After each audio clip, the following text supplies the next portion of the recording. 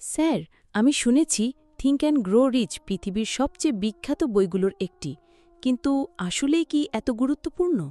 যারা গুরুত্বপূর্ণ না, অত্যন্ত গুরুত্বপূর্ণ। এই বই শুনলে তুমি জীবনের সবচেয়ে বড় শিক্ষাগুলো পাবে। তোমার চিন্তা বদলাবে, আত্মবিশ্বাস বাড়বে, স্বপ্ন পূরণের পথ পরিষ্কার হবে।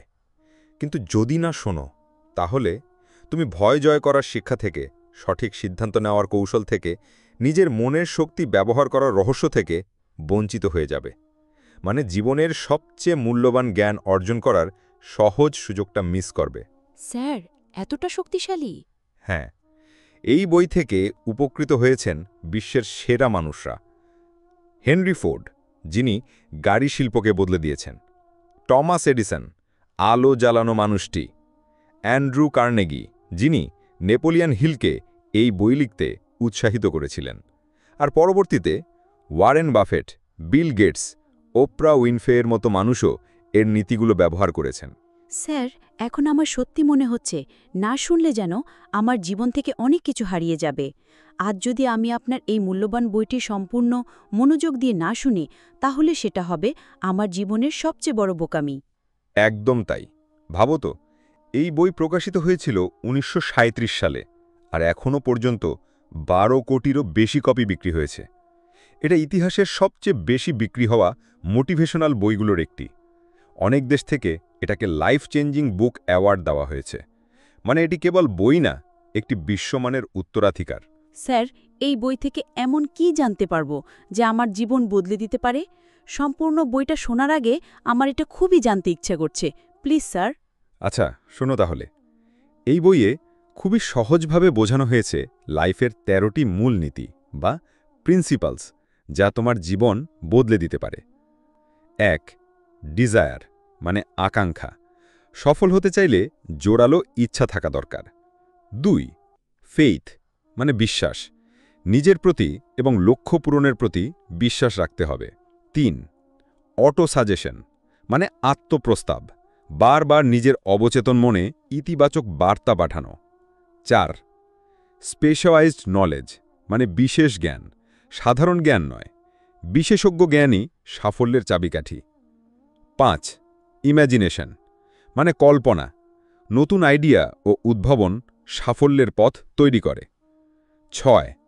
অর্গানাইজড প্ল্যানিং, মানে সুশৃঙ্খল পরিকল্পনা। লক্ষ্য পূরণের জন্য কার্যকর পরিকল্পনা করতে হবে। ৭. ডিসিশন, মানে সিদ্ধান্ত। দ্রুত ও দৃঢ় সিদ্ধান্ত নেওয়া।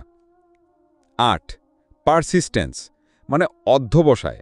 ব্যর্থতার পরও থেমে না যাওয়া। ৯. মাস্টার মাইন্ড, মানে দলগত চিন্তা। অভিজ্ঞ ও বুদ্ধিমান মানুষদের সঙ্গে একত্রে কাজ করা। ১০. দ্য সাবকনশাস মাইন্ড, মানে অবচেতন মন।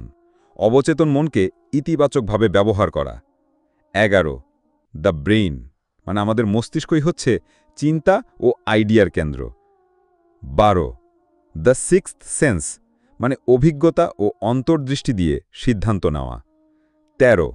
ওভারকামিং ফিয়ার, মানে ভয় জয় করা। ভয়কে নিয়ন্ত্রণ করতে না পারলে সাফল্য অসম্ভব। স্যার, আমি আর অপেক্ষা করতে পারছি না। আচ্ছা, শোনো তাহলে। এখন আমি তোমাকে একেবারে শুরু থেকে এই বইটা পড়ে শোনাব। মন দিয়ে শুনবে, কারণ প্রতিটা শব্দ তোমার জীবনের মোড় ঘুরিয়ে দিতে পারে। তাহলে বলো যারা, তুমি কি রেডি? হ্যাঁ স্যার, আমি পুরো বই শুনতে প্রস্তুত। আচ্ছা, শুরু করলাম তাহলে। বিসমিল্লাহ। প্রথম অধ্যায়, চিন্তার শক্তি। আমাদের জীবনের অনেক সমস্যার মূল কারণ হল আমরা নিজেদের সম্পর্কে পুরোপুরি জানি না। আমরা জানি না আমরা আসলে কে, আমাদের ভিতরের শক্তি কি, কোন কাজে আমরা ভালো, কোন কাজে দুর্বল। এই অজানা কারণে আমরা বারবার ভুল সিদ্ধান্ত নিই, সময় ও শক্তি নষ্ট করি এবং জীবনের গুরুত্বপূর্ণ সুযোগ হারাই। যদি আমরা নিজের স্বভাব, লক্ষ্য ও আকাঙ্ক্ষা জানি, তবে সঠিক বন্ধু, সঠিক কাজ এবং সঠিক সময় বেছে নেওয়া অনেক সহজ হয়ে যায়। নিজেকে জানা কেন জরুরি? সঠিক পথ খুঁজে পাওয়া। যখন আপনি জানবেন কোন কাজ আপনার মনের সাথে খাপ খায়, তখন সেই কাজেই আপনি সফল হবেন। সময় ও শক্তি সঠিকভাবে ব্যবহার করা। নিজের দুর্বলতা ও শক্তি জানলে আপনি অযথা সময় নষ্ট করবেন না। মনোবল বৃদ্ধি। নিজের ক্ষমতা ও সীমা জানলে আত্মবিশ্বাস বাড়ে এবং বড় চ্যালেঞ্জে ভয় কমে। বাস্তব উদাহরণ: একজন শান্ত স্বভাবের মানুষ যদি প্রতিদিন ভিড় ও শব্দের মধ্যে কাজ করতে হয়, সে সহজে ক্লান্ত হয়ে যাবে। কিন্তু যদি সে শান্ত পরিবেশে কাজ করে, নিজের মনের সাথে খাপ খাওয়া কাজে মন বসায়, সাফল্য পাওয়া সহজ হয়। অন্যদিকে উদ্যমী ও দৃঢ় প্রতিজ্ঞ মানুষ অল্প সংস্থান থাকলেও সঠিক সময়ে সঠিক সুযোগ কাজে লাগাতে পারে। যেমন বার্নস নামের যুবক। তার কাছে অর্থ বা পরিচিতি খুব বেশি ছিল না, কিন্তু তার মনঃসংযোগ, সংকল্প এবং লক্ষ্য স্পষ্ট ছিল। তিনি সুযোগ খুঁজে পেলেন, নিজের দক্ষতা প্রমাণ করলেন এবং জীবনে চমকপ্রদ সাফল্য অর্জন করলেন। নিজেকে জানার সহজ প্রক্রিয়া। প্রশ্ন করুন, কোন কাজ করলে আমার আনন্দ আসে? কোন পরিস্থিতিতে আমি আত্মবিশ্বাসী বোধ করি? কোন মানুষের সাথে থাকলে আমি ক্লান্ত বা অস্বস্তি বোধ করি? ডায়েরি রাখুন। প্রতিদিন ৫-১০ মিনিট লিখুন। ছোট ছোট ঘটনা, অনুভূতি নোট করুন। পর্যবেক্ষণ করুন। সপ্তাহে শেষে নিজের লেখা দেখুন। কোথায় আপনি শক্তিশালী, কোথায় দুর্বল, কোন কাজ আপনাকে সবচেয়ে বেশি আনন্দ দেয়। চিন্তা ও আকাঙ্ক্ষার শক্তি। আপনার চিন্তাধারা ও আকাঙ্ক্ষা আপনার জীবনের মান নির্ধারণ করে। যদি লক্ষ্য স্পষ্ট থাকে, মন দৃঢ় থাকে এবং ধাপে ধাপে কাজ করেন, জীবন ধীরে ধীরে পরিবর্তিত হবে। উদাহরণ: বার্নস এডিসনের সঙ্গে কাজ করতে চাইছিলেন। তার কাছে অর্থ বা পরিচিতি খুব বেশি ছিল না, কিন্তু তিনি প্রস্তুত ছিলেন, সুযোগ ধরলেন, নিজের দক্ষতা প্রমাণ করলেন এবং জীবনে চমকপ্রদ সাফল্য অর্জন করলেন। মূল শিক্ষা: নিজেকে জানুন। নিজের শক্তি, দুর্বলতা, ইচ্ছা ও স্বপ্ন। লক্ষ্য স্পষ্ট হলে, মন দৃঢ় হলে এবং পরিকল্পনা করলে জীবন বদলে যায়। সুযোগ আসবে, কিন্তু যদি আপনি প্রস্তুত না থাকেন, তা মিস হয়ে যাবে। ছোট অভ্যাস: প্রতিদিন নোট, চিন্তাভাবনা, পর্যবেক্ষণ দীর্ঘমেয়াদে বড় পরিবর্তন আনে। প্র্যাকটিক্যাল টিপস: প্রতিদিন সকালে ৫ মিনিট নিজেকে প্রশ্ন করুন, আজ আমি কি শিখব? যে কোনো কাজের আগে ভাবুন, এটি কি আমার শক্তি ও লক্ষ্য পূরণে সাহায্য করবে? ছোট ছোট লক্ষ্য ঠিক করুন, পরে বড় লক্ষ্য অর্জন সহজ হবে। নিজের অর্জিত ছোট সাফল্য নোট করুন, এটি আত্মবিশ্বাস বাড়ায়। অধ্যায় ২: প্রবল বাসনা। আজ আমরা এমন এক শক্তি নিয়ে কথা বলবো যা স্বপ্নকে বাস্তবে রূপ দিতে সাহায্য করে। এই শক্তির নাম হলো বাসনা বা ডিজায়ার। দেখুন, শুধু ভাবা যথেষ্ট নয়। কেউ যদি ভাবুক আমি সফল হব, যদি সত্যিকার প্রবল বাসনা না থাকে, কিছু হবে না। বাসনা হলো আগুন। আগুন ছাড়া অন্ধকারে পথ খুঁজে পাওয়া যায় না। ঠিক তেমনি প্রবল বাসনা ছাড়া লক্ষ্য পূর্ণ করা সম্ভব নয়। ১. বাসনা কেন গুরুত্বপূর্ণ? অনেকেই স্বপ্ন দেখে কিন্তু সফল হয় না। কেন? কারণ তাদের মনে প্রবল বাসনা নেই। যদি সত্যি কিছু চাওয়া হয়, তখন শুধু স্বপ্ন দেখলে হবে না। প্রতিদিন সেই স্বপ্ন নিয়ে ভাবতে হবে, কল্পনা করতে হবে এবং তা অর্জনের জন্য কার্যকরভাবে কাজ করতে হবে। ধরে নিন একটি বীজ মাটিতে পুঁতেছেন। যদি আগুন বা পানি না দেওয়া হয়, বীজ শুকিয়ে যাবে।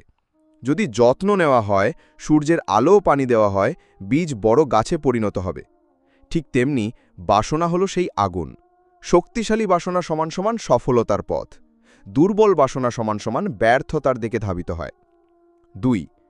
বাসনা চর্চার ধাপে ধাপে পদ্ধতি। ধাপ ১: লক্ষ্য স্পষ্টভাবে লিখুন।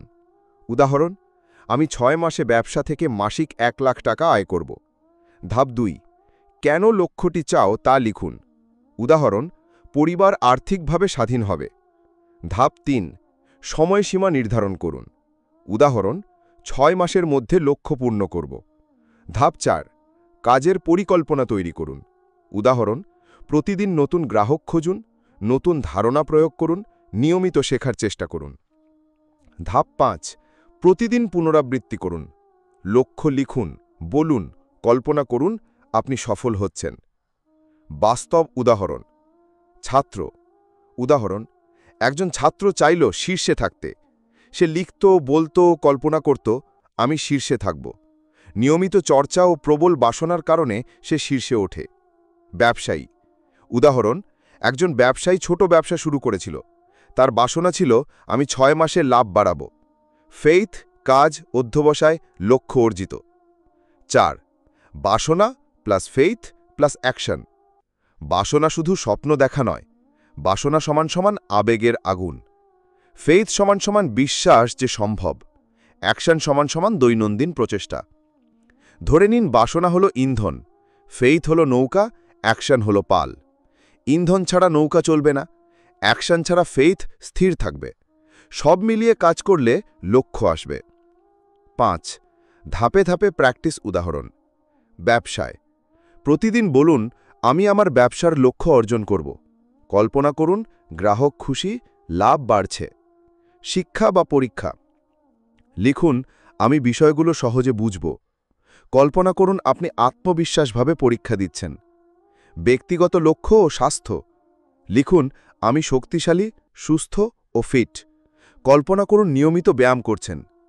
6. রিফ্লেকশন প্রশ্ন। আজ আপনার বাসনা কতটা শক্তিশালী? লক্ষ্য স্পষ্ট ও পরিমাপযোগ্য কি? কোন নেতিবাচক বিষয় আপনার বাসনা ধ্বংস করতে পারে? সতর্ক, বাসনা মানে শুধু স্বপ্ন দেখা নয়। বাসনা প্লাস ফেথ প্লাস অ্যাকশন সমান সমান সফলতা। নেতিবাচক চিন্তা বা অলসতা ধ্বংসাত্মক। মনে রাখবেন, প্রবল বাসনা হলো আগুন। আগুন জ্বালান, লক্ষ্য স্পষ্ট করুন, কাজ করুন। একদিন স্বপ্ন নিজেই আপনার দিকে চলে আসবে। অধ্যায় 3, ফেইথ, অটল বিশ্বাস। দেখুন, বাসনা থাকলেই হবে না। যদি বিশ্বাস না থাকে, বাসনা কেবল স্বপ্নে সীমাবদ্ধ থাকবে। ফেইথ মানে এমন দৃঢ় আত্মবিশ্বাস যে আপনি ইতিমধ্যেই লক্ষ্য অর্জন করছেন। 1. ফেইথ কেন গুরুত্বপূর্ণ?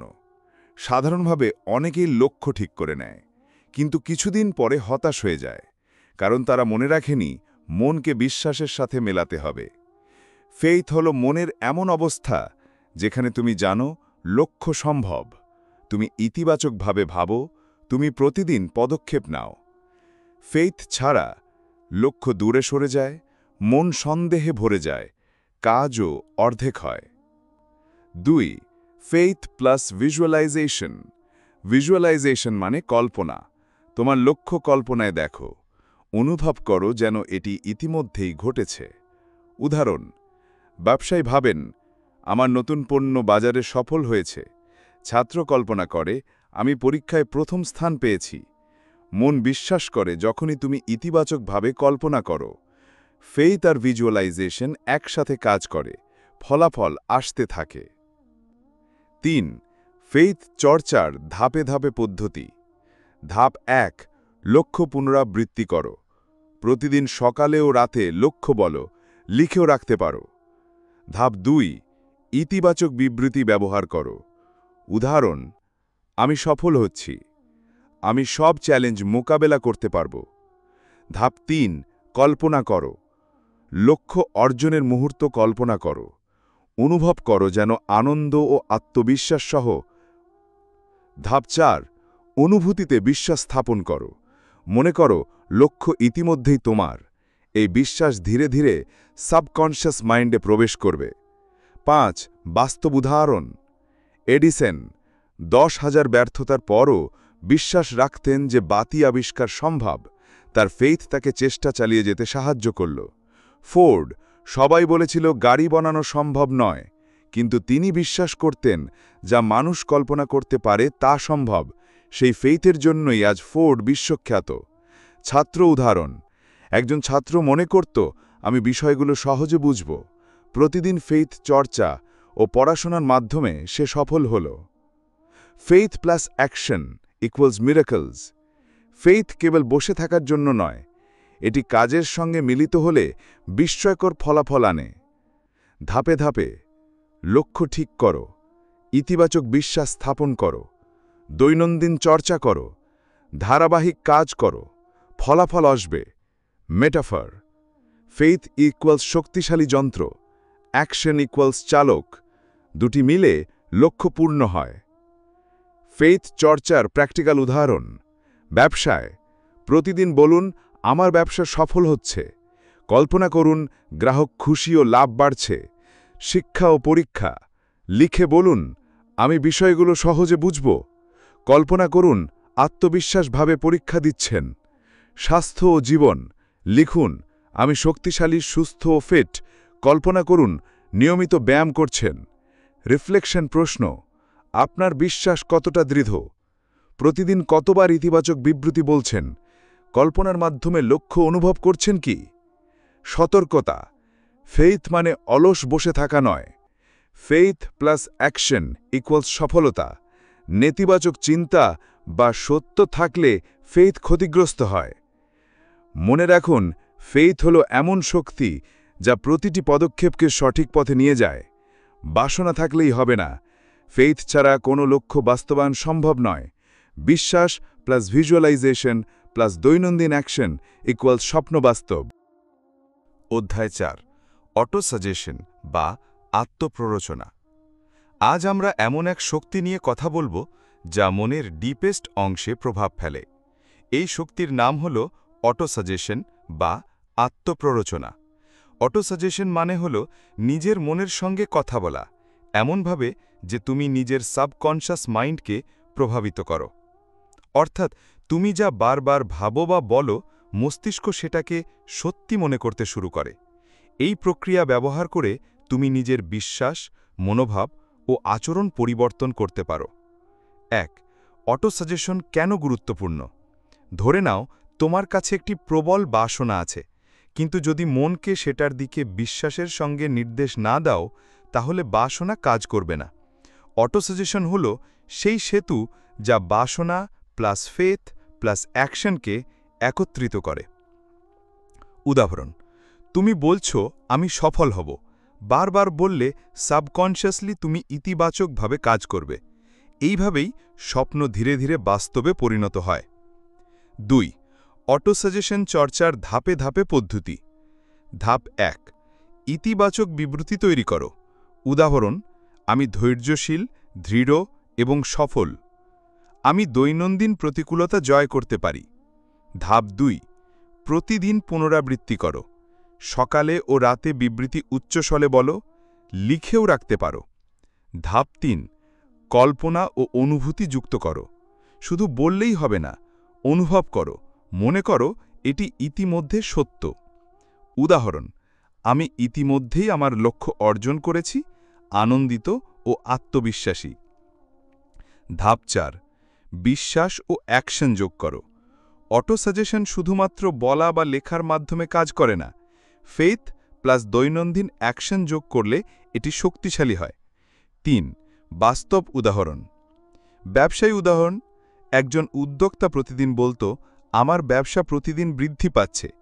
ধীরে ধীরে সে ইতিবাচক সিদ্ধান্ত নিত, নতুন ধারণা প্রয়োগ করত এবং ব্যবসা সত্যিই বৃদ্ধি পেতে শুরু করল। ছাত্র উদাহরণ, একজন ছাত্র লিখত, আমি বিষয়গুলো সহজে বুঝব। প্রতিদিন এই অটো সাজেশনের ফলে তার আত্মবিশ্বাস বেড়েছিল এবং পরীক্ষায় সাফল্য আসলো। স্বাস্থ্য ও জীবন। কেউ বলতো, আমি শক্তিশালী, সুস্থ ও ফিট। বারবার বলার কারণে সে স্বাস্থ্যকর অভ্যাস অনুসরণ করতে শুরু করল। 4. Auto suggestion plus faith plus visualisation. Auto সাজেশনে বিশ্বাস যোগ করলে সাবকনশিয়াস মাইন্ডে প্রবল প্রভাব পড়ে। ভিজুয়ালাইজেশনের মাধ্যমে তুমি লক্ষ্য ইতিমধ্যে অর্জিত মনে করো। ফেথ থাকলে আত্মবিশ্বাস জন্মায় এবং দৈনন্দিন অ্যাকশনের মাধ্যমে লক্ষ্য পূর্ণ হয়। মেটাফোর, অটো সাজেশন সমান সমান চাবি, ফেথ সমান সমান দরজা, অ্যাকশন সমান সমান হাত।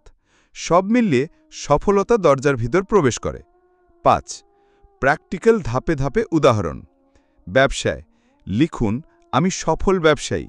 উচ্চস্বরে বলুন, কল্পনা করুন, ইতিবাচক কাজ করুন। শিক্ষা বা পরীক্ষা লিখুন, আমি আত্মবিশ্বাসী ও বিষয়গুলো সহজে বুঝি। প্রতিদিন পুনরাবৃত্তি করুন। ব্যক্তিগত লক্ষ্য লিখুন, আমি শক্তিশালী, সুস্থ ও ফিট। অনুভব করুন, স্বাভাবিকভাবে সেই অভ্যাসে চলে যান। 6. সতর্কতা। অটো সাজেশন মানে অলসভাবে কিছু বলা নয়, এটি কাজ করবে ফেথ প্লাস অ্যাকশন প্লাস নিয়মিত চর্চা থাকলে। নেতিবাচক চিন্তা বা সন্দেহ থাকলে প্রভাব ক্ষীণ হবে। 7. রিফ্লেকশন প্রশ্ন, আমি কি প্রতিদিন অটো সাজেশন চর্চা করি? ইতিবাচক বিবৃতির সঙ্গে কি বিশ্বাস ও অ্যাকশন যুক্ত করি? কোন ক্ষেত্রে নেতিবাচক চিন্তা আমাকে ব্যাহত করছে? মনে রাখুন, অটো সাজেশন হল মস্তিষ্কের জন্য শক্তিশালী নির্দেশ যা লক্ষ্য পূরণের পথে নেতৃত্ব দেয়। বাসনা plus faith plus autosuggestion plus action সমান সমান স্বপ্ন বাস্তব। অধ্যায় 5 বিশেষজ্ঞ জ্ঞান স্পেশালাইজ নলেজ। আজ আমরা এমন এক বিষয় নিয়ে কথা বলবো যা প্রতিটি সফল ব্যক্তির কাছে অপরিহার্য। এই বিষয় হল স্পেশালাইজ নলেজ বা বিশেষজ্ঞ জ্ঞান। দেখুন, সাধারণ জ্ঞান অনেকেরই থাকে, কিন্তু শুধুমাত্র সাধারণ জ্ঞান দিয়ে সফলতা আসে না। তোমাকে প্রয়োজন বিশেষজ্ঞ জ্ঞান, যা তোমার লক্ষ্য পূরণে সরাসরি কাজে লাগে। স্পেশালাইজ নলেজ কেন গুরুত্বপূর্ণ? ধরো তুমি ব্যবসা করতে চাও। সাধারণ জ্ঞান থাকলেও যদি তুমি মার্কেটিং, ফাইন্যান্স বা প্রোডাক্টের বিশেষজ্ঞ জ্ঞান না রাখো, তাহলে ব্যবসা ঠিকমতো এগোয় না। স্পেশালাইজ নলেজ হলো সেই পাহাড়ের চূড়া যা তোমাকে সাধারণদের থেকে আলাদা করে। সাধারণ জ্ঞান সমান পাথর, স্পেশালাইজ নলেজ হলো সোপান যা চূড়ায় পৌঁছায়। 2. স্পেশালাইজ নলেজ চর্চার ধাপে ধাপে পদ্ধতি। ধাপ 1 লক্ষ্য নির্ধারণ। প্রথমে ঠিক করো কোন ক্ষেত্রে বিশেষজ্ঞ হতে চাও। উদাহরণ, ডিজিটাল মার্কেটিং, ফাইন্যান্স, স্বাস্থ্য বা প্রযুক্তি। ধাপ 2 শেখার উৎস নির্ধারণ। বই, অনলাইন কোর্স, মেন্টার্স, প্র্যাকটিক্যাল কাজ। উদাহরণ, ইউডেমি, কোর্সেরা, লোকাল ওয়ার্কশপস। ধাপ 3 দৈনন্দিন চর্চা। প্রতিদিন অন্তত 30 থেকে 60 মিনিট শেখা। প্র্যাকটিক্যাল কাজের মাধ্যমে শেখা বেশি কার্যকর। ধাপ 4 বাস্তবে প্রয়োগ। শেখা নলেজ প্রয়োগ করা জরুরি। উদাহরণ, মার্কেটিং শেখার পর নিজের পণ্য প্রমোট করা। ধাপ 5 নবীন ধারণা ও ইনোভেশন। প্র্যাকটিক্যাল অভিজ্ঞতা থেকে নতুন ধারণা উদ্ভাবন করা। Tesla, Elon Musk. তিনি শুধু সাধারণ বিদ্যুৎ জানতেন না, ব্যাটারি, ইঞ্জিনিয়ারিং, মার্কেটিং সব ক্ষেত্রে স্পেশালাইজ নলেজ ব্যবহার করতেন। তাই টেসলা এত দ্রুত সফল হল। ছাত্র উদাহরণ, একজন ছাত্র কেবল বই পড়েছিল, কিন্তু প্রজেক্টসে কাজ করে স্পেশালাইজ নলেজ অর্জন করল। পরীক্ষার পাশাপাশি প্র্যাকটিক্যাল দক্ষতা বৃদ্ধি পেল। স্বাস্থ্য খাত। একজন ফিটনেস কোচ শুধু সাধারণ হেলথ টিপস জানত না, নিউট্রিশন, এক্সারসাইজ ফিজিওলজি, সাইকোলজি সব জায়গায় নলেজ অর্জন করে ক্লায়েন্টের সঠিক গাইডেন্স দিতে পারল। 4 specialise knowledge plus networking. Specialise knowledge কেবল শিখলেই হবে না, সেটাকে নেটওয়ার্কিংয়ের মাধ্যমে কাজে লাগাতে হবে। উদাহরণ, একজন ব্যবসায়ী মার্কেটিং নলেজ জানে, কিন্তু নেটওয়ার্ক না থাকলে কাস্টমার পাওয়া কঠিন। Knowledge plus right people equal to opportunities. 5 practical ধাপে ধাপে উদাহরণ।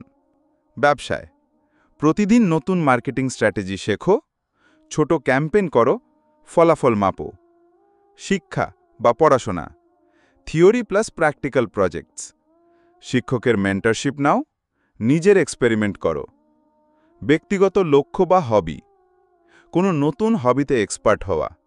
উদাহরণ, কোডিং, ফটোগ্রাফি, কুকিং। 6 সতর্কতা।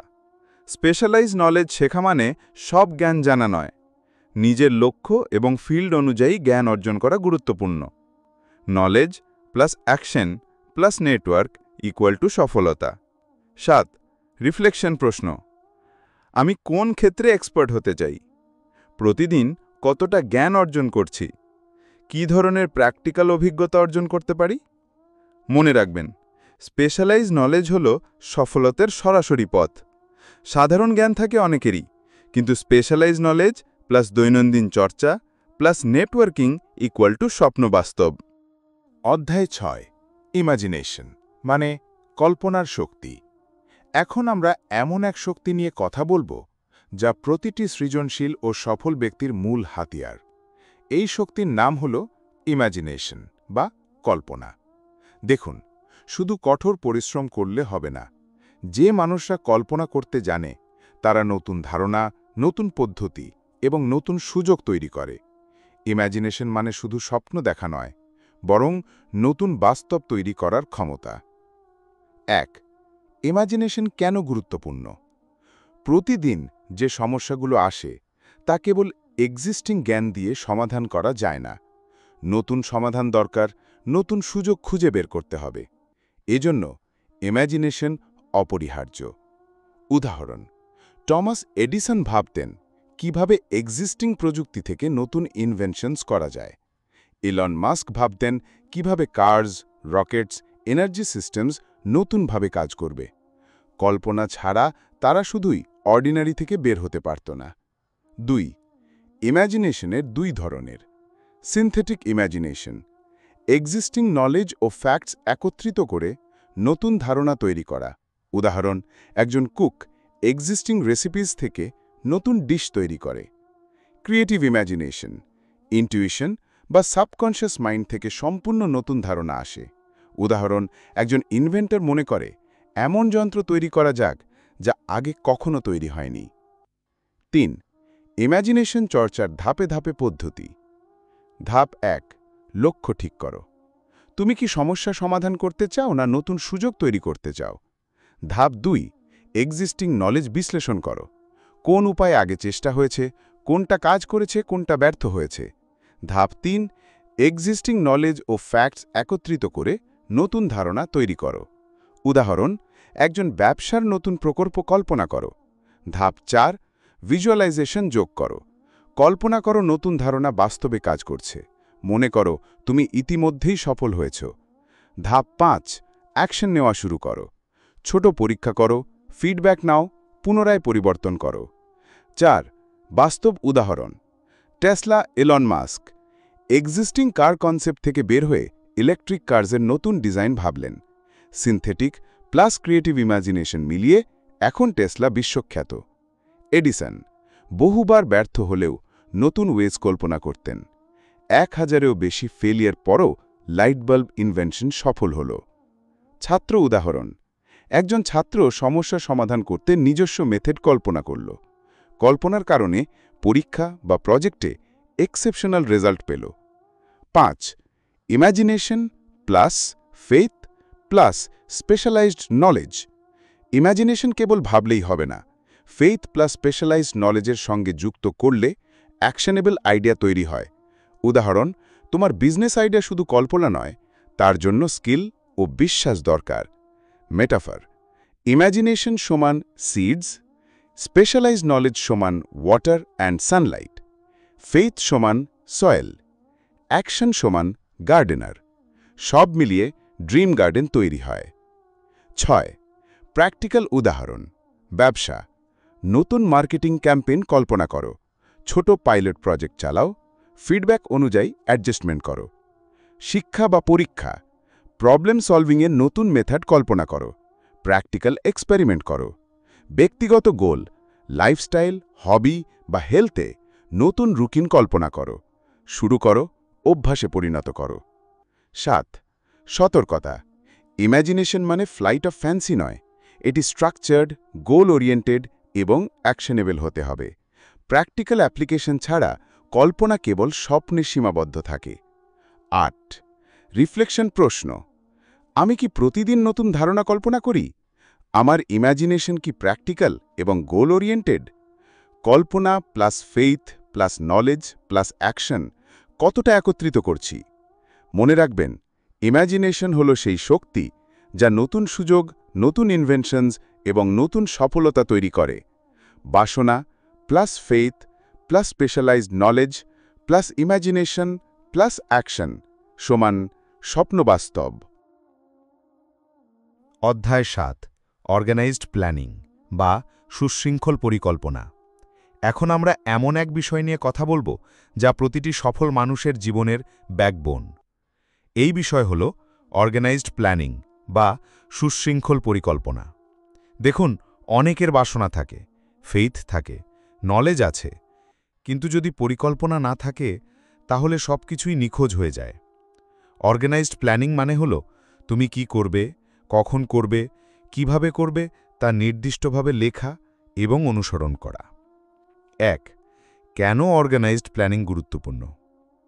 লক্ষ্য অর্জনের জন্য শুধুমাত্র বাসনা এবং ফেইথ যথেষ্ট নয়। বাস্তবতায় কাজ করতে হলে পরিকল্পনা প্লাস অ্যাকশন দরকার। উদাহরণ, একজন ব্যবসায়ী যদি শুধু ভাবতে থাকে আমার ব্যবসা সফল হবে, কিন্তু মার্কেটিং, প্রোডাকশন, ফাইন্যান্স, স্টাফের ক্লিয়ার প্ল্যান না থাকে, সফলতা ধীর বা অসম্ভব। অর্গানাইজড প্ল্যানিং হল সেই সেতু যা চিন্তা ও বাস্তব কাজকে একত্রিত করে। 2. প্ল্যানিং প্রক্রিয়ার ধাপে ধাপে পদ্ধতি। ধাপ 1. লক্ষ্য নির্ধারণ। তোমার লক্ষ্য স্পষ্ট ও মেজারেবল হতে হবে। উদাহরণ, 6 মাসের মধ্যে $10,000 রেভিনিউ তৈরি করব। ধাপ 2. প্রয়োজনীয় পদক্ষেপ চিহ্নিত করো। কি করতে হবে, রিসোর্স কি দরকার, কোন সিকোয়েন্সে কাজ হবে। উদাহরণ, marketing strategy, product development, customer outreach. ধাপ 3. সময় নির্ধারণ। প্রতিটি স্টেপের জন্য নির্দিষ্ট সময়সীমা ঠিক করো। উদাহরণ, মার্কেট রিসার্চ 1 সপ্তাহে শেষ করব। ধাপ 4. রিসোর্স এবং টিম নির্ধারণ। কি কি টুলস, নলেজ বা লোক দরকার। উদাহরণ, ডিজাইনার, মার্কেটার, প্রোডাকশন স্টাফ। ধাপ 5. পরীক্ষা এবং অ্যাডজাস্টমেন্ট। প্রতিটি স্টেপ টেস্ট করো, ফিডব্যাক নাও, পরিকল্পনায় পরিবর্তন আনো। উদাহরণ, স্মল ক্যাম্পেইন চালিয়ে পারফরম্যান্স পরীক্ষা করা। 3. বাস্তব উদাহরণ। Henry Ford. ফোর্ড মোটর কোম্পানির সফলতা কেবল ইনোভেশন নয়, স্ট্রাকচার্ড, অর্গানাইজড প্রোডাকশন প্ল্যান এবং অ্যাসেম্বলি লাইনের মাধ্যমে এফিসিয়েন্সি বৃদ্ধি পেল। ছাত্র উদাহরণ। একজন পরীক্ষার্থী তার সিলেবাস ভাগ করে ডেইলি স্কেজুল বানালো, প্রতি টপিকের জন্য নির্দিষ্ট সময় ঠিক করল। এই অর্গানাইজড প্ল্যানিংয়ের কারণে তিনি পরীক্ষায় টপ করল। এন্টারপ্রেনিয়র উদাহরণ। নতুন প্রোডাক্ট লঞ্চ করার আগে ডিটেইলড প্ল্যান বানানো, মার্কেটিং, প্রোডাকশন, ডেলিভারি সব স্টেপ অর্গানাইজড রাখার কারণে সফলতা আসলো। 4. Organised planning plus team work plus leadership. ভালো পরিকল্পনা মানে সোলো কাজ নয়, টিম, মেন্টরস ও অ্যাডভাইজারদের সঙ্গে মিলিয়ে কাজ করলে প্ল্যানিং আরও শক্তিশালী হয়। লিডারশিপ দিয়ে প্ল্যান ইমপ্লিমেন্ট করা ক্রিটিক্যাল। উদাহরণ, একজন সিইও শুধু প্ল্যান করে বসে থাকবেন না, টিমকে বুঝিয়ে, মোটিভেট করে, ফিডব্যাক নিয়ে প্ল্যান বাস্তবায়ন করবেন। 5. প্র্যাকটিক্যাল ধাপে ধাপে উদাহরণ। ব্যবসাতে প্রতিটি মার্কেটিং ক্যাম্পেইনের জন্য ক্লিয়ার টাইমলাইন এবং চেকলিস্ট বানাও। প্রতিটি এমপ্লয়ির কাজ অ্যাসাইন করো। ফিডব্যাক অনুযায়ী প্ল্যান আপডেট করো। শিক্ষা পরীক্ষা, ডেইলি স্টাডি স্কেজুল বানাও। রিভিশন এবং মক টেস্টের জন্য প্ল্যান রাখো। উইক পয়েন্টসে এক্সট্রা টাইম অ্যালোকেট করো। ব্যক্তিগত লক্ষ্য, ফিটনেস বা হবির জন্য উইকলি প্ল্যান বানাও। ডায়েট, এক্সারসাইজ এবং প্রোগ্রেস ট্র্যাকিং রাখতে হবে। সতর্কতা, প্ল্যান শুধুমাত্র লিখে রাখলে হবে না, অ্যাকশন প্রয়োজন। খুব রিজিড প্ল্যানও সমস্যা তৈরি করতে পারে। ফ্লেক্সিবল ও অ্যাডাপ্টেবল প্ল্যানিং সবচেয়ে কার্যকর। 7. রিফ্লেকশন প্রশ্ন। আমার লক্ষ্য স্পষ্ট কি? আমি প্রতিদিন অর্গানাইজড প্ল্যান অনুসরণ করছি কি?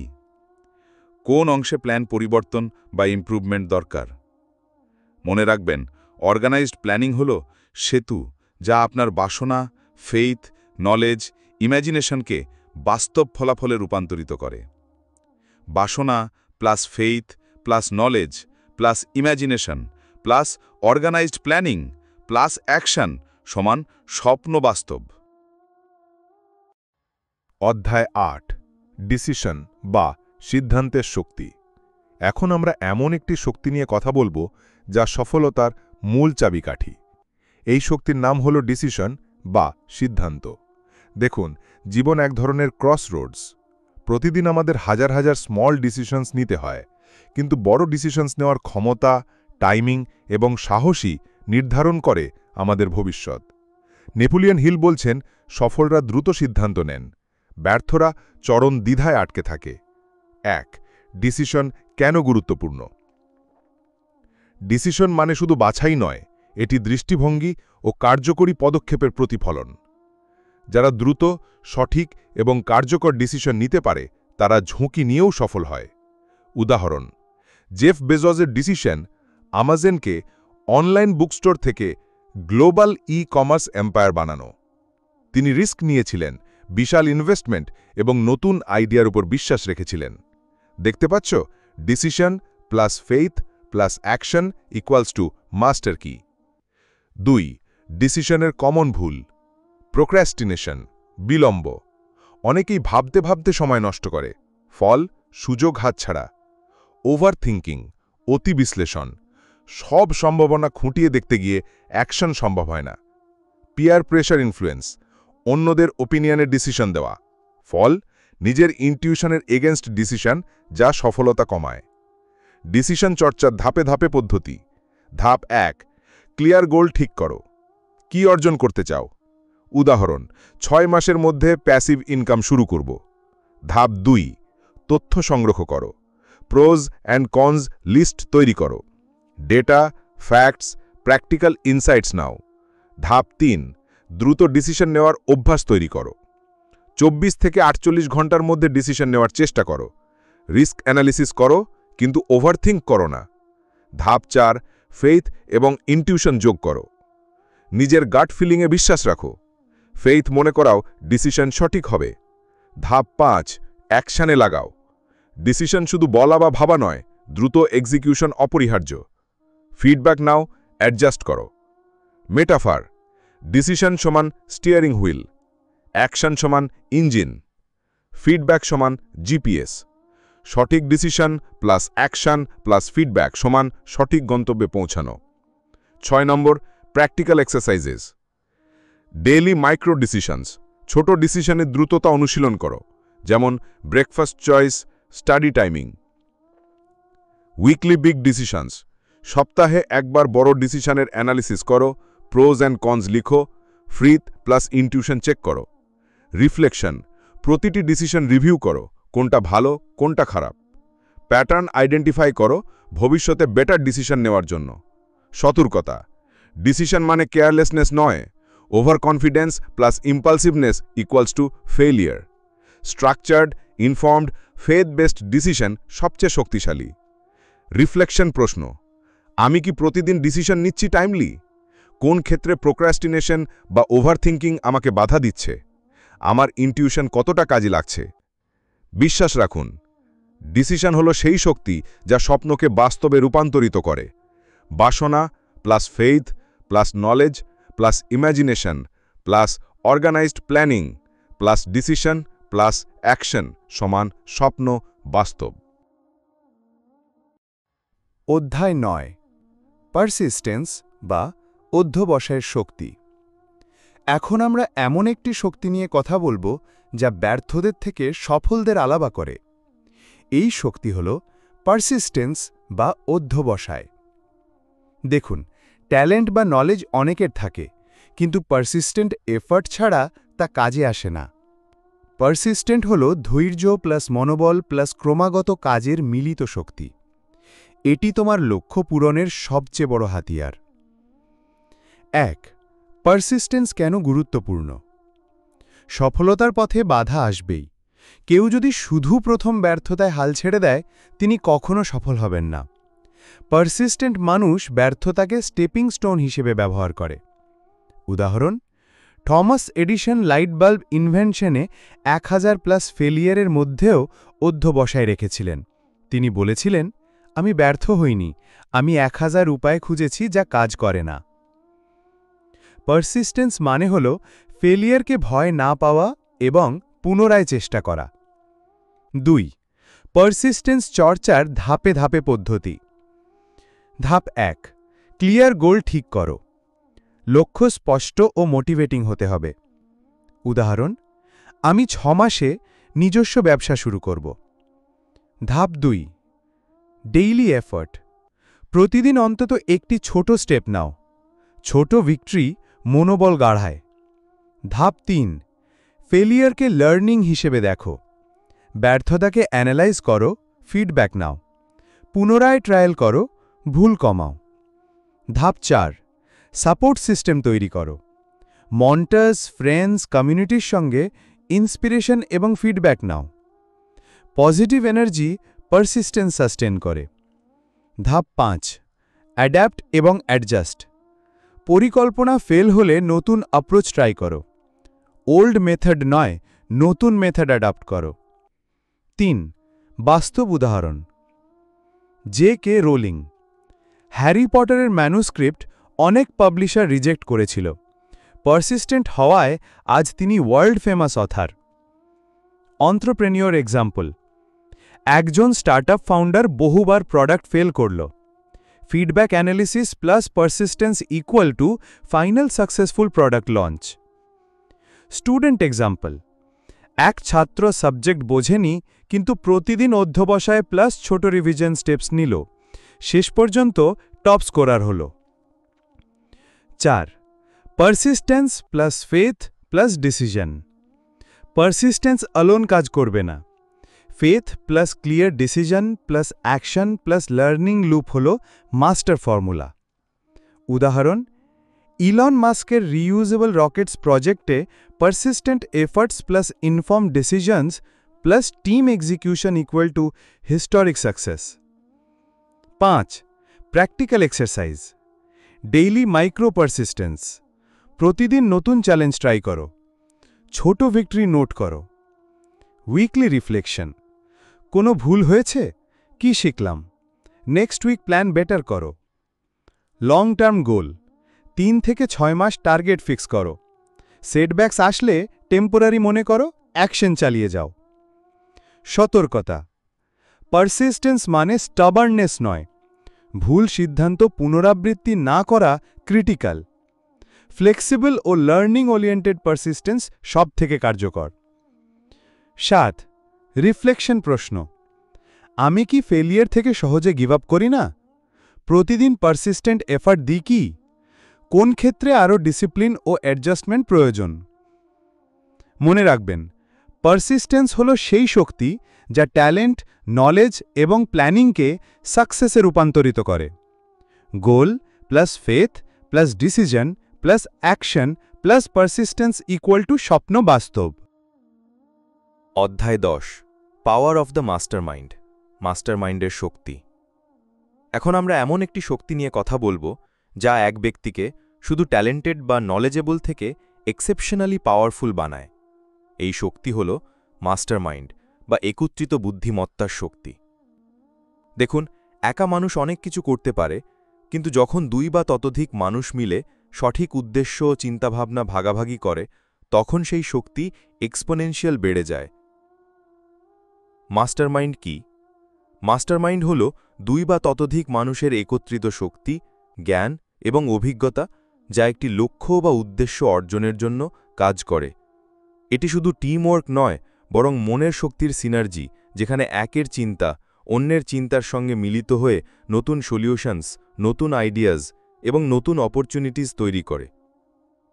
নেপোলিয়ন হিল বলেছিলেন, "When two minds meet, power is generated." মাস্টারমাইন্ডের গুরুত্ব। Collective intelligence. একজনের চিন্তাভাবনা সীমিত হতে পারে, কিন্তু 5-6 জনের কম্বাইন্ড নলেজ অসীম সম্ভাবনা তৈরি করে। Feedback and improvement. একটি আইডিয়া শেয়ার করলে অন্যরা ইমিডিয়েট ফিডব্যাক দিতে পারে, ভুল ত্রুটি আইডেন্টিফাই করা সহজ হয়। Motivation and accountability. একজন অ্যালোন থাকলে সময়মতো কাজ করা কঠিন হয়, কিন্তু মাস্টারমাইন্ডে সবাই অ্যাকাউন্টেবল থাকে। মাস্টারমাইন্ড গঠনের ধাপ। ধাপ 1, লক্ষ্য নির্ধারণ। মাস্টারমাইন্ড গ্রুপের উদ্দেশ্য কি?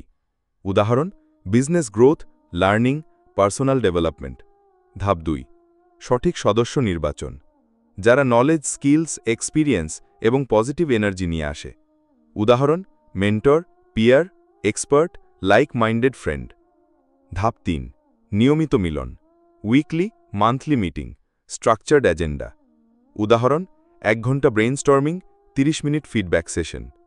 ধাপ 4, collaboration and execution, joint action plan তৈরি করা, নির্দিষ্ট কাজ অ্যাসাইন করা, একসাথে প্রবলেম সলভ করা।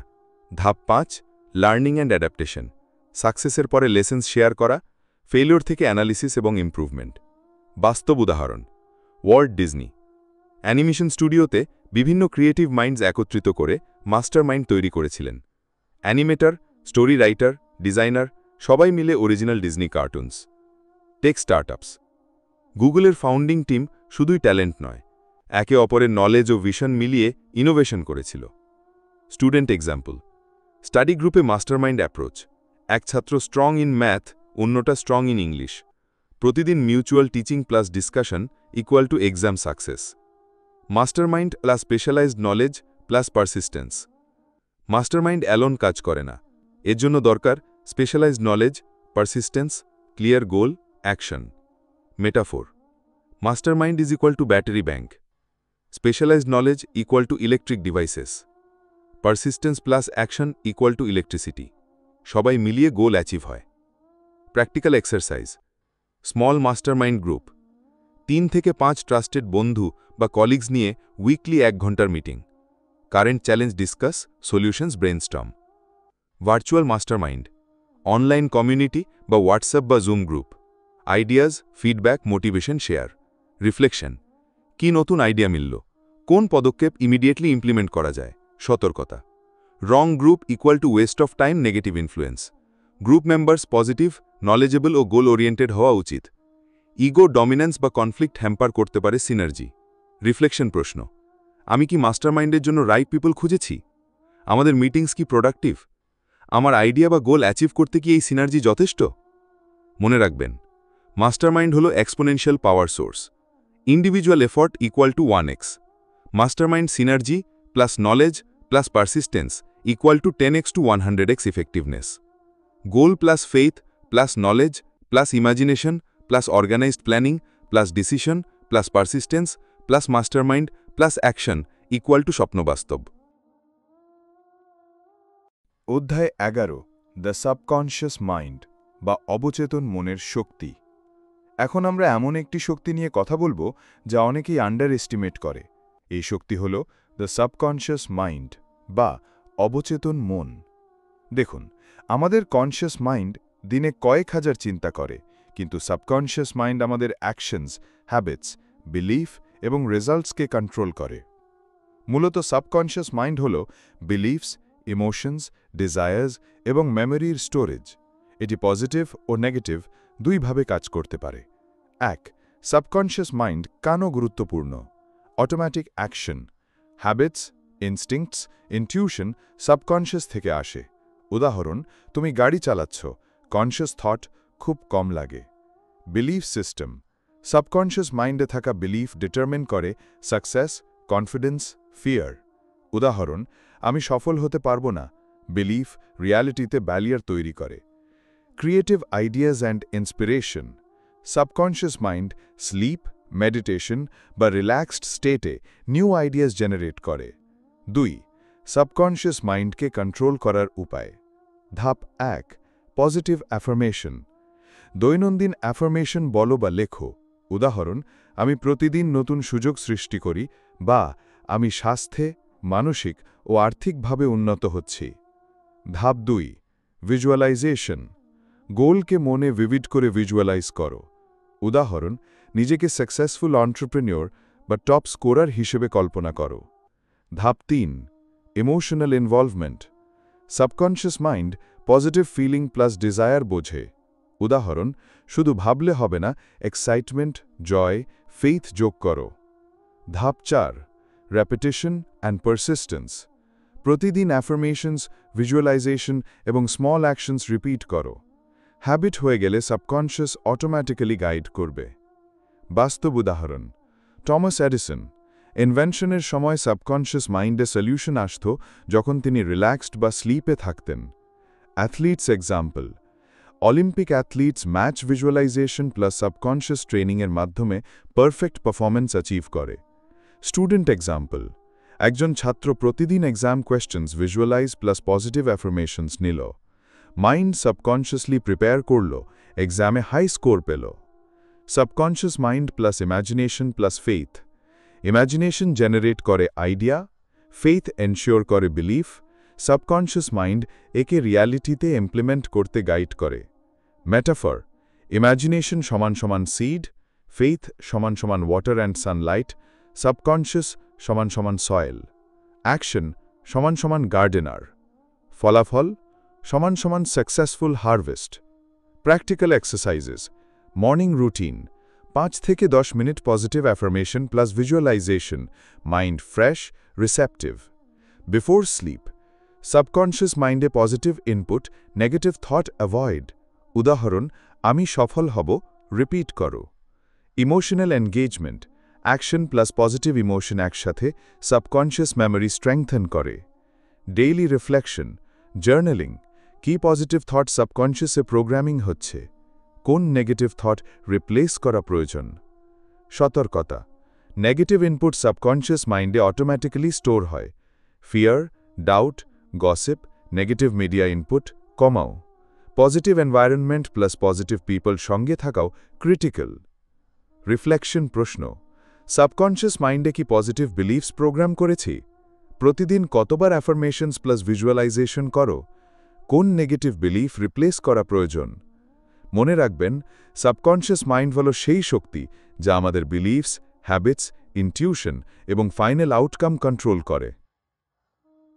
অধ্যায় 12, দ্য ব্রেন বা মস্তিষ্কের শক্তি। এখন আমরা এমন একটি বিষয় নিয়ে কথা বলবো যা আমাদের সমস্ত সাকসেস ও ফেলিয়ারের মূল চাবিকাঠি। এই বিষয় হল দ্য ব্রেন বা মস্তিষ্ক। দেখুন, আমাদের ব্রেন হল decision making, imagination, memory, creativity এবং সাবকনশিয়াস মাইন্ডের কন্ট্রোল সেন্টার। ব্রেন শুধুমাত্র ইনফরমেশন প্রসেস করে না, বরং থট, ডিজায়ার, বিলিফ এবং অ্যাকশনকে গাইড করে। ব্রেনের সঠিক ব্যবহার আমাদের সম্ভাবনাকে এক্সপোনেনশিয়ালি বৃদ্ধি করতে পারে। 1. ব্রেন কেন গুরুত্বপূর্ণ? Thought control. ব্রেনের অ্যাক্টিভিটি ডিটারমাইন করে আমরা কি ভাবি, কি ফিয়ার বা কনফিডেন্স অনুভব করি। উদাহরণ, positive thought, positive action, positive result. Idea generation. Brain imagination, memory, subconscious mind ব্যবহার করে নতুন আইডিয়া প্রডিউস করে। Decision making. Brain information analyse করে ডিসিশন নিতে গাইড করে। উদাহরণ, entrepreneur risk assessment, student study plan, athlete strategy. 2.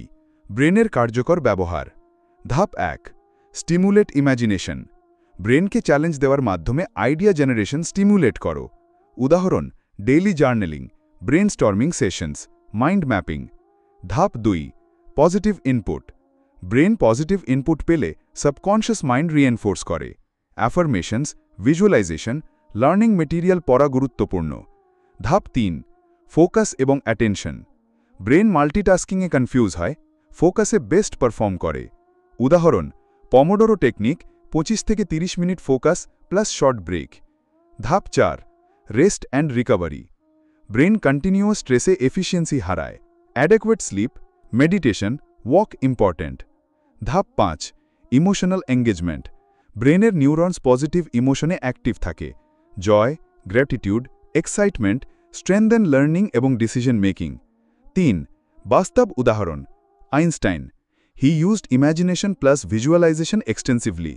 ব্রেনের পাওয়ার ইউজ করে রিলেটিভিটি কনসেপ্টের breakthrough. Business example, Steve Jobs, brain visualise plus subconscious plus persistent experimentation equal to iPhone innovation. Student example, mind mapping plus focus plus regular revision equal to brain efficient memory retention. 4. Brain plus subconscious mind plus imagination plus action. Brain equal to control centre, subconscious equal to storage and guidance, imagination equals to idea generator, faith and persistence equal to fuel, action equal to execution. Metaphor, brain equal to engine, subconscious equal to fuel tank, imagination equal to turbo boost, action equal to wheels, result equal to destination. 5. Practical exercises. Daily brain exercise, 15 থেকে 20 minute creative activity, writing, sketching, problem solving. Focus training. Single task, distractions off, deep focus. Visualization plus positive affirmation. Brain subconsciously গোলের দিকে direct হয়। Mind mapping. Goal, steps, resources ডায়াগ্রামে দেখানো brain clarity বৃদ্ধি করে। 6. সতর্কতা। Negative input ব্রেনে negative neural pathways তৈরি করে। Fear, doubt, negative media limit creativity এবং decision making. Brain efficiency only maximise with positive input, focus, rest and action. 7. Reflection প্রশ্ন, কি পজিটিভ ইনপুট আজ ব্রেনে দিলাম? আজ কি deep focus plus productive activity করেছি? Brain plus subconscious mind plus imagination combination কি ইউজ করেছি? মনে রাখবেন, ব্রেন হল মাস্টার কন্ট্রোল সেন্টার যা সমস্ত থট, ইম্যাজিনেশন, বিলিফ এবং অ্যাকশনকে কোঅর্ডিনেট করে। অধ্যায় ১৩ দ্য সিক্স সেন্স বা ষষ্ঠ ইন্দ্রিয়ের শক্তি। এখন আমরা এমন একটি শক্তি নিয়ে কথা বলবো যা অনেকেই বুঝতে পারে না, কিন্তু সফল মানুষরা ব্যবহার করে। এই শক্তি হল ষষ্ঠ ইন্দ্রিয়, যা আমাদের ইনটিউশন বা অন্তর্দর্শী দেয়। দেখুন, আমরা 5টি ইন্দ্রিয় ব্যবহার করি: দৃষ্টি, শ্রবণ, স্পর্শ, স্বাদ, গন্ধ। কিন্তু ষষ্ঠ ইন্দ্রিয় হল হঠাৎ বুদ্ধি, গাট ফিলিং বা অন্তর্দৃষ্টি, যা আমাদের সিদ্ধান্ত, নতুন ভাবনা এবং সৃজনশীল কাজের জন্য সাহায্য করে। এটি কোনো জাদু নয়, বরং মনের সতর্কতা প্লাস সাবকনশিয়াস মাইন্ড প্লাস কল্পনা প্লাস বিশ্বাসের মিলিত শক্তি। 1. ষষ্ঠ ইন্দ্রিয় কেন গুরুত্বপূর্ণ? হঠাৎ সমাধান পাওয়া। জটিল সমস্যার জন্য মস্তিষ্ক প্লাস সাবকনশিয়াস মাইন্ড হঠাৎ সমাধান দেয়। উদাহরণ, একজন উদ্ভাবক বা ব্যবসায়ী কোনো সমস্যা সমাধানের আগে ইনটিউশন ব্যবহার করে। সিদ্ধান্ত নেওয়া, ঝুঁকি, সময় এবং সুযোগ বোঝার ক্ষেত্রে সাহায্য করে। উদাহরণ, একজন ব্যবসায়ী হঠাৎভাবেই ঠিক সিদ্ধান্ত নেয়। সৃজনশীল ভাবনা ও নতুন উদ্ভাবন। শিল্পী, সঙ্গীতশিল্পী বা লেখকের নতুন কাজ অনেক সময় ইনটিউশন থেকে আসে। উদাহরণ, বিথোভেনের সুর বা পিকাসোর চিত্রকর্ম। 2. ষষ্ঠ ইন্দ্রিয়কে শক্তিশালী করার উপায়। ধাপ 1. মনকে শান্ত ও ধ্যানমগ্ন করো। চাপ কমাতে হবে, মন ও সাবকনশিয়াস রিসেপটিভ হবে। উদাহরণ, ধ্যান, শান্ত হাঁটা, একাগ্র চিন্তা। ধাপ 2. ইতিবাচক তথ্য প্রবেশ করাও। মনের ভেতর পজিটিভ ইনপুট দিলে ইনটিউশন সঠিক সিগন্যাল দেয়। উদাহরণ, অ্যাফার্মেশন, ভিজুয়ালাইজেশন, শেখার উপকরণ। ধাপ 3. মনোযোগ দিয়ে লক্ষ্য দেখো। চারপাশের ছোট লক্ষণ বা প্যাটার্ন লক্ষ্য করো। উদাহরণ, ডেইলি সারাউন্ডিংসের স্যাটেল সিগন্যাল খুঁজে পাওয়া। ধাপ 4. ইনটিউশন অনুসরণ করে কাজ করো। গাট ফিলিং পজিটিভ হলে ছোট পদক্ষেপ নাও। প্র্যাকটিস করলে ষষ্ঠ ইন্দ্রিয় আরও পরিষ্কার হবে। 3. বাস্তব উদাহরণ। থমাস এডিসন লাইট বাল্ব ইনভেনশনের সময় স্যাটেল আইডিয়াস সাবকনশিয়াস থেকে আসে। ইনটিউশন দ্বারা তিনি নতুন ধারণা পান। স্টিভ জবস প্রোডাক্ট ডিজাইনে গাট ফিলিং ব্যবহার করে নতুন ইনোভেশন আনে। ব্যবহারকারীর চাহিদা ইনটিউশন দ্বারা বোঝেন। ছাত্র উদাহরণ, পরীক্ষার প্রশ্নোত্তর প্যাটার্ন ইনটিউটিভ মনে পড়ে, ইনটিউশন সাহায্য করে। ব্যবসায়ী উদাহরণ, বাজারের সুযোগ বা প্রতিদ্বন্দ্বীর পরিকল্পনা অনুমান ইনটিউশন দ্বারা। 4. ষষ্ঠ ইন্দ্রিয় প্লাস সাবকনশিয়াস প্লাস কল্পনা প্লাস বিশ্বাস। ষষ্ঠ ইন্দ্রিয় হল সাবকনশিয়াস মাইন্ড প্লাস বিশ্বাস প্লাস কল্পনা প্লাস অভিজ্ঞতার সংমিশ্রণ। অ্যাকশন ছাড়া ইনটিউশন কার্যকর হয় না। এটা প্র্যাকটিস, পর্যবেক্ষণ, শেখা এবং ধৈর্য দিয়ে শক্তিশালী হয়। উপমা, ষষ্ঠ ইন্দ্রিয় হল রাডার, সাবকনশিয়াস হল প্রসেসর, কল্পনা হল তথ্য, বিশ্বাস হল শক্তি, কাজ হল ট্রান্সমিশন, ফলাফল হল সঠিক সিদ্ধান্ত বা সফলতা। 5. ব্যবহারিক অনুশীলন। দৈনিক ইনটিউশন অনুশীলন। ছোট সিদ্ধান্তে গাট ফিলিং অনুসরণ করো। ফলাফল নোট করো, ইনটিউশন রিফাইন হয়। মন, ধ্যান ও বিশ্রাম। প্রতিদিন 10 থেকে 15 মিনিট শান্তভাবে বসে সাটেল সিগন্যাল লক্ষ্য করো। পর্যবেক্ষণ চ্যালেঞ্জ। চারপাশে নতুন প্যাটার্ন, সুযোগ বা সমস্যা লক্ষ্য করো। ইনটিউশনের সিগন্যাল পরিষ্কার হবে। প্রতিফলন। কোন ইনটিউশন সঠিক ছিল, কোনটি ভুল, শেখা শিখো। 7. সতর্কতা। ইনটিউশনের ওপর অতিরিক্ত ভরসা কিন্তু প্রস্তুতি ছাড়া বিপজ্জনক হতে পারে। মানসিক চাপ, নেগেটিভ ইনপুট ইনটিউশনকে বিকৃত করে। পজিটিভ ইনপুট, ফোকাস, বিশ্রাম ও কাজ কম্বাইন্ড হলে ইনটিউশন কার্যকর হয়। রিফ্লেকশন প্রশ্ন, আজ কি আমি নিজের ইনটিউশন লক্ষ্য করেছি? কোন সিদ্ধান্ত গাট ফিলিং অনুযায়ী নিয়েছি? প্রিয় দর্শক বন্ধুরা, এখন আমি আপনাদের শোনাব বিশ্বের সবচেয়ে জনপ্রিয় বইগুলোর একটি, থিঙ্ক অ্যান্ড গ্রো রিচের মূল শিক্ষা। এই বইটা শুধু টাকা পয়সা আয়ের উপায় শেখায় না, বরং আমাদের মনের শক্তি ব্যবহার করে জীবনের প্রতিটি ক্ষেত্রে সফল হবার দিক নির্দেশনা দেয়। লেখক নেপোলিয়ন হিল 20 বছরের বেশি সময় ধরে শত শত সফল মানুষকে পর্যবেক্ষণ করে এই বইয়ের শিক্ষা সাজিয়েছেন। বইয়ের মূল উদ্দেশ্য, এই বই আমাদের বোঝায় সফলতা ভাগ্য দিয়ে আসে না, আসে আমাদের চিন্তা, মনোভাব, পরিকল্পনা আর কাজের মাধ্যমে। আমাদের মনের ভিতর অসীম শক্তি আছে, সেই শক্তিকে সঠিকভাবে ব্যবহার করলে আমরা যে কোনো স্বপ্ন পূরণ করতে পারি। প্রতিটি অধ্যায়ের মূল শিক্ষা। প্রথম শিক্ষা, স্পষ্ট লক্ষ্য আর দৃঢ় বাসনা। আপনি জীবনে কি চান সেটা একদম পরিষ্কার হতে হবে। অস্পষ্ট লক্ষ্য কখনো ফল আনে না। দ্বিতীয় শিক্ষা, বিশ্বাস আর আত্মবিশ্বাস। নিজের ওপর দৃঢ় বিশ্বাস না থাকলে বড় কোনো কাজেই সফল হওয়া যায় না। তৃতীয় শিক্ষা, আত্মপ্রবচন বা বারবার মনে করানো। নিজেকে প্রতিদিন ইতিবাচকভাবে বার্তা দিন, আমি পারব, আমি সফল হব। চতুর্থ শিক্ষা, বিশেষজ্ঞ জ্ঞান। শুধু সাধারণ পড়াশোনা নয়, কাজে লাগানো যায় এমন জ্ঞান দরকার। পঞ্চম শিক্ষা, কল্পনার শক্তি। নূতন ধারণা আর উদ্ভাবন সবসময় কল্পনা থেকে জন্ম নেয়। ষষ্ঠ শিক্ষা, পরিকল্পনা। সফল মানুষরা সবসময় সঠিক পরিকল্পনা করে এগিয়ে যায়। সপ্তম শিক্ষা, সিদ্ধান্ত নেবার সাহস। সঠিক সময়ে সঠিক সিদ্ধান্ত না নিলে সুযোগ হাতছাড়া হয়ে যায়। অষ্টম শিক্ষা, অধ্যবসায়। ব্যর্থতা আসবেই, কিন্তু হাল না ছেড়ে লেগে থাকাই হল সফলতার আসল রহস্য। নবম শিক্ষা, মাস্টার মাইন্ড। ইতিবাচক আর বুদ্ধিমান মানুষের সঙ্গে একসাথে কাজ করলে শক্তি বহুগুণ বেড়ে যায়। দশম শিক্ষা, ভয় ও নেতিবাচকতা দূর করা। ভয়, সন্দেহ আর নেতিবাচক চিন্তা সফলতার সবচেয়ে বড় শত্রু। একাদশ শিক্ষা, অবচেতন মন। আমাদের অবচেতন মন যা বারবার শুনে তাই বাস্তবে রূপ নেয়। দ্বাদশ শিক্ষা, মস্তিষ্কের ব্যবহার। ব্রেন হল কন্ট্রোল সেন্টার। সঠিকভাবে ব্যবহার করলে সৃজনশীলতা আর সিদ্ধান্ত নেবার ক্ষমতা বহুগুণ বেড়ে যায়।